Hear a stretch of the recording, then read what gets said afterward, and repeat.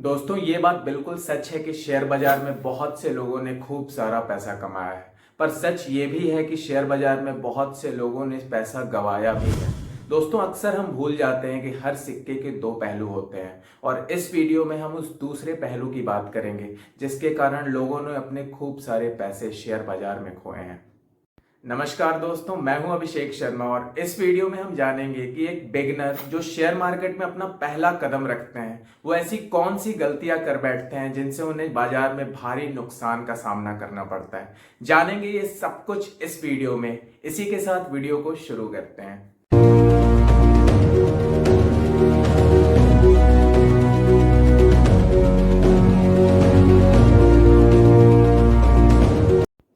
सबसे बड़ी गलती जो एक बिगिनर करते हैं वो ये है कि हम में से ज्यादातर लोग जो शेयर बाजार से अट्रैक्ट होते हैं वो अट्रैक्ट होते हैं एक सक्सेसफुल ट्रेडर्स की कहानी सुन के।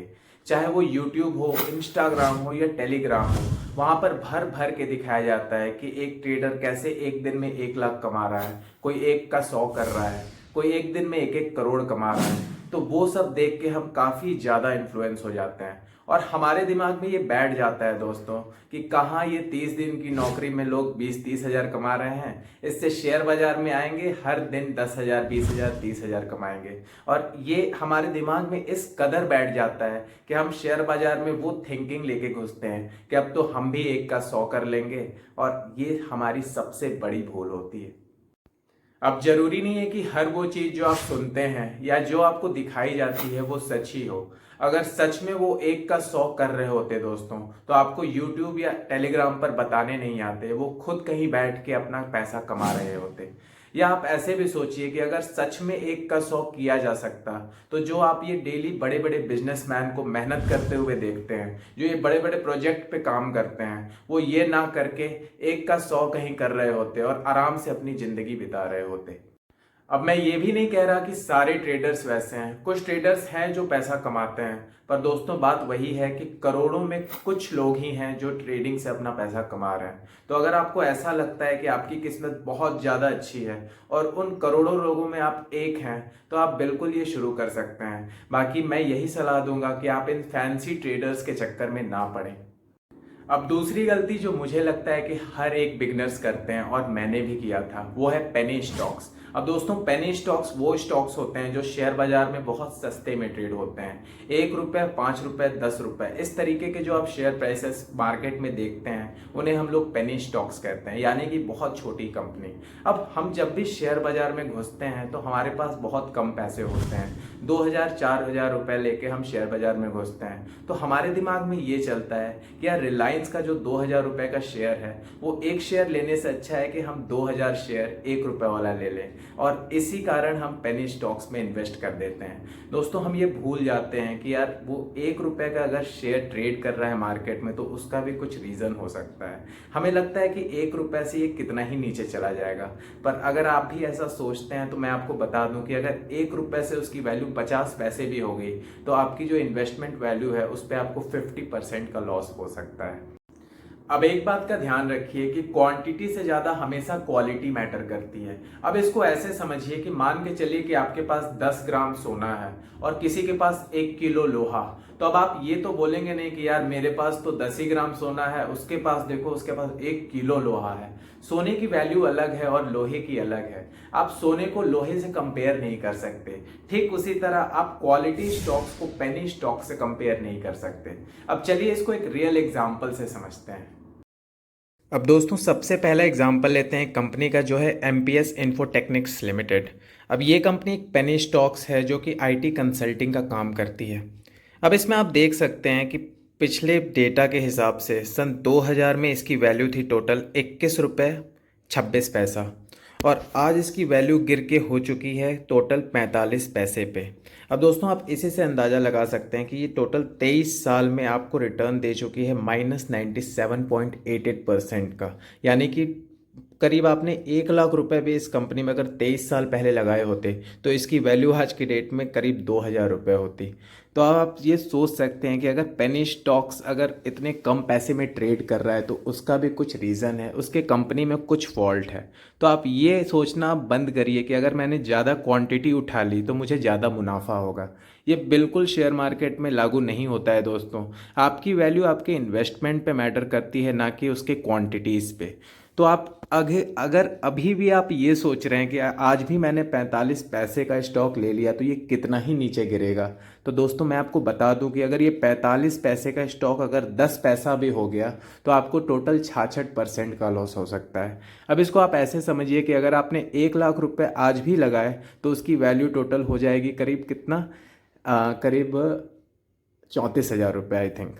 तो 34,000 रुपये आपकी वैल्यू आज भी हो सकती है अगर उसकी वैल्यू 10 पैसा भी हो गया तो अब इसको एक एग्जांपल से समझते हैं। एक क्वालिटी स्टॉक्स लेके देखते हैं जो कि है हमारा एमआरएफ शेयर्स लेते हैं। अब एमआरएफ शेयर्स का मैं आपको डेटा दिखाता हूँ।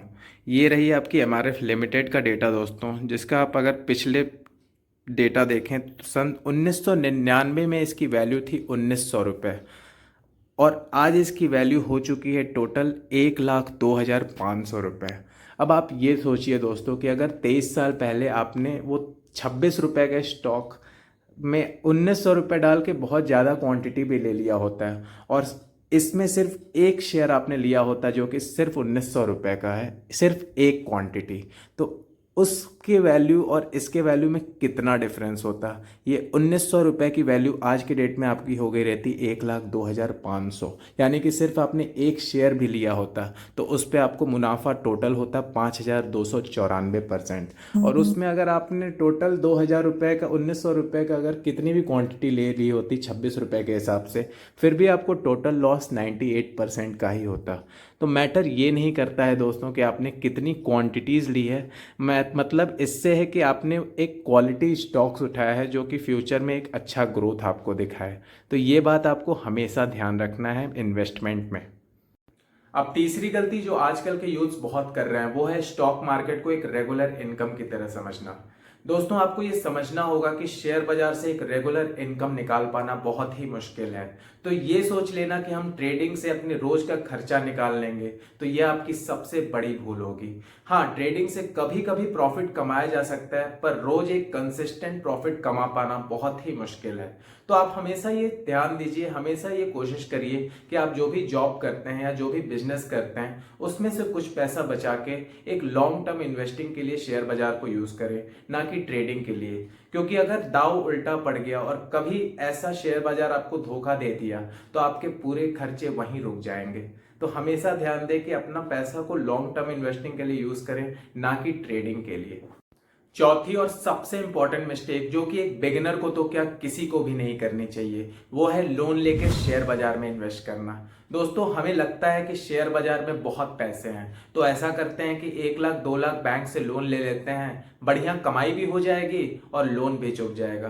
दोस्तों ये गलती आप भूल कर भी मत करना। अगर आपने एक बार लोन ले लिया तो आप पर दो प्रेशर आ जाएगा। एक तो आपको शेयर मार्केट में लॉस का टेंशन और दूसरा टेंशन आप लोन की किस्तें चुकाते चुकाते थक जाएंगे, आपका वो भरपाई कभी नहीं होगा। क्योंकि जब हमें एक बार शेयर बाजार में लॉस हो जाता है ना तो उसे हम रिकवर करने के लिए और लोन लेते हैं या उसमें और पैसे डालते हैं और इस चक्कर में हमारा पूरा जीवन बर्बाद हो जाता है। तो हमेशा ध्यान रखिए कि आप कम से कम लोन तो बिल्कुल मत लीजिए शेयर बाजार में इन्वेस्ट करने के लिए। दोस्तों आज की इस वीडियो को यहीं ख़त्म करते हैं। मैं उम्मीद करता हूं कि इस वीडियो से आपको मदद मिली होगी और आप ऐसी ही गलती स्टॉक मार्केट में नहीं करेंगे। अगर आपको ये वीडियो पसंद आई हो तो इस वीडियो को एक लाइक कर दें, इस चैनल को सब्सक्राइब कर दें और इस वीडियो को अपने फ्रेंड्स और फैमिलीज में जरूर शेयर करें ताकि वो ऐसी गलती शेयर मार्केट में ना कर पाएं। मिलते हैं अपने नेक्स्ट वीडियो में दोस्तों, तब तक के लिए बाय बाय।